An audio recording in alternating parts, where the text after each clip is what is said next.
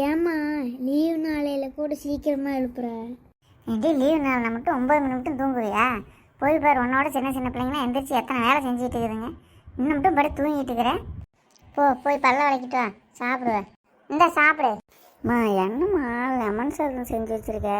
ஞாயிற்றுக்கிழமை பிரியாணி எதுவும் செய்யக்கூடாதா? இப்போதைக்கு சாப்பிட்றி, உங்கள் அப்பா வாங்கிட்டு வரப்போ இருக்காரு, வந்து தான் அப்புறம் செஞ்சுக்கலாம். போம்மா, அப்புறமா கூட செஞ்சு கூட எழுப்பியிருக்கலாம்ல. வாயை மூடிட்டு ஒழுங்காக சாப்பிட்டு எந்திரிச்சு ஒரு பேர் என்கிட்ட அடி வாங்கிக்காத. நல்லாவே இல்லைம்மா. சீக்கிரம் சாப்பிட்டு போய் வசந்தி ஏற்றி வீட்டில் நாட்டுக்கோழி முட்டை 10 இருக்குதுன்னாங்க, போய் வாங்கிட்டு வா. போம்மா, நானும் போக மாட்டேன். பல்ல தட்டி எடுத்துட்டுருவோம் கலதை, ஒழுங்கு மரியாதையே போய் வாங்கிட்டு வந்துடு. எறும்பு கலதை மாதிரி இருந்துட்டு ஒரு வேலை கூட வீட்டில் செய்கிறதில்ல. எல்லாம் ஒரு பிள்ளைங்க எத்தனை வேலை செய்யுதுங்க. ஒரு வாசல் கூட்டுதுங்க, வேலை கழுவுதுங்க, எத்தனை வேலை செய்யுதுங்க.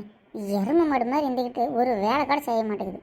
ஒழுங்காக போய் வாங்கிட்டு வரல, காலை ஒடிச்சு விட்ருவோம் உன்னைய.